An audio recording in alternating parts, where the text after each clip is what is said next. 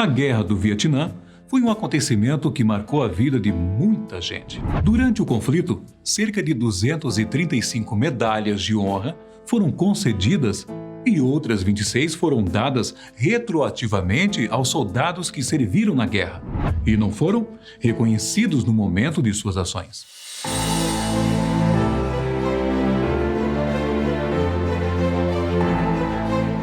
Aqui é Maurício Santos e seja muito bem-vindo a mais uma história aqui no canal Fatos Desconhecidos.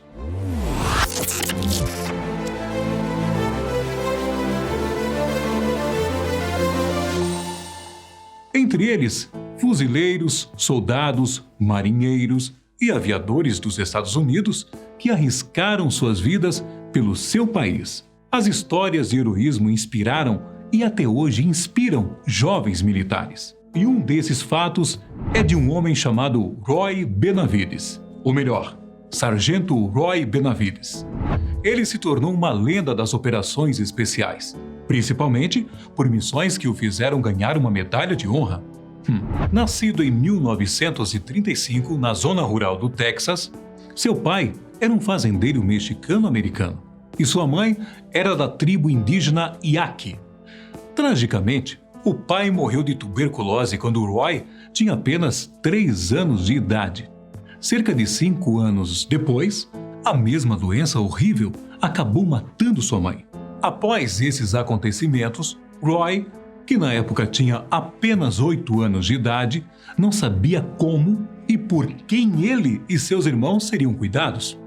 Seu tio, que ele nunca tinha visto na vida, os acolheu e os criou em El Campo, no Texas. Ao lado de seus 9 novos irmãos, Roy Benavides passou boa parte da adolescência trabalhando nas plantações de beterraba para contribuir com a renda de sua família. Nesse período, a segregação racial ainda pairava nos Estados Unidos, e as placas dizendo "Proibido mexicanos e negros" em vários estabelecimentos criaram um profundo ressentimento em Roy. O trabalho no campo fazia com que os estudos dele e de seus irmãos fossem afetados, motivo pelo qual ele foi colocado em aulas de reforço, que tinham como foco ajudar principalmente crianças mexicanas. Por isso, algumas crianças brancas insultavam Roy, o chamando de mexicano burro. Esse insulto o enfurecia tanto que o garoto aproveitou a força que tinha adquirido no trabalho no campo para agredir qualquer pessoa que o ofendesse dessa maneira. Como resultado, era normal ver ele na sala do diretor. Quando completou 15 anos de idade, Benavides abandonou a escola para trabalhar em tempo integral, atitude que o fez se arrepender amargamente anos mais tarde. Logo após conseguir emprego em uma loja de pneus, o jovem ingressou na Guarda Nacional do Texas e, depois de 3 anos, entrou para o Exército dos Estados Unidos. Ele foi enviado para a Coreia para cumprir o dever de segurança na zona desmilitarizada após o fim da Guerra da Coreia. Entre idas e vindas, quando tirou alguns meses de licença, Roy se casou com Hilaria Coy, uma mulher para quem ele escrevia cartas desde seus primeiros dias no Exército. Roy Benavides sempre quis entrar para o serviço militar e sonhava em um dia ser paraquedista. Seu sonho começou a se tornar realidade quando finalmente teve a oportunidade de entrar para um pelotão. O rapaz se inspirava nas histórias sobre os paraquedistas da Segunda Guerra Mundial, que ele costumava escutar pelo rádio quando era criança. Em outubro de 1964, Benavides estava entre os primeiros 125 mil soldados americanos enviados para o Vietnã. Trabalhando como assessor militar ao lado de soldados da República do Vietnã, ele ajudou a treiná-los em táticas militares americanas. Um dia, durante a patrulha, acidentalmente acabou pisando e acionando uma mina terrestre. A explosão o deixou inconsciente e os movimentos mais simples do seu corpo se tornaram dolorosos ou quase impossíveis de fazê-los. Disseram a Roy que ele nunca mais voltaria a andar. 1000 coisas passaram em sua cabeça. Achava que já não seria útil para o exército e se tornaria um fardo para sua família. Ele implorou ao médico que não o liberasse do serviço militar e que apenas lhe desse um pouco mais de tempo para se recuperar. Benavides sabia que precisava resolver o problema com as próprias mãos. Uma noite, quando percebeu a ausência das enfermeiras, começou a rastejar pelo chão da enfermaria. Em sua primeira tentativa de voltar a andar, deu apenas alguns passos. Mas nos meses seguintes, Roy teve uma evolução surpreendente. Aos poucos, reconstruiu as suas forças, o suficiente para não receber alta médica do exército e ser transferido para um departamento administrativo. Ele parecia estar sendo assombrado pelas memórias do Vietnã e, por algum motivo, sentia que deveria voltar para a guerra. O homem sabia que seu lugar era como soldado de linha de frente. Roy, como dizem por aí, de maneira surdina, elaborou um plano para se juntar à nova unidade de elite do exército, as Forças Especiais. Alguns dizem que ele fez algum tipo de maracutaia para conseguir o que queria, enquanto outros falam que ele se esforçou e treinou muito para entrar para as Forças Especiais. E de fato, ele apresentou toda a papelada e foi admitido. Embora o treinamento e a carga de trabalho fossem extremamente difíceis, ele ganhou a cobiçada Boina Verde, o maior símbolo das Forças Especiais do Exército dos Estados Unidos. Menos de 4 anos depois de quase ter sido dispensado do exército, Benavides estava em sua segunda viagem ao Vietnã. Alguns dias depois de chegar ao país, o sargento de primeira classe Leroy Reagan salvou a vida de Benavides ao evitar que ele caísse de um helicóptero quando estava saindo de uma zona de conflito.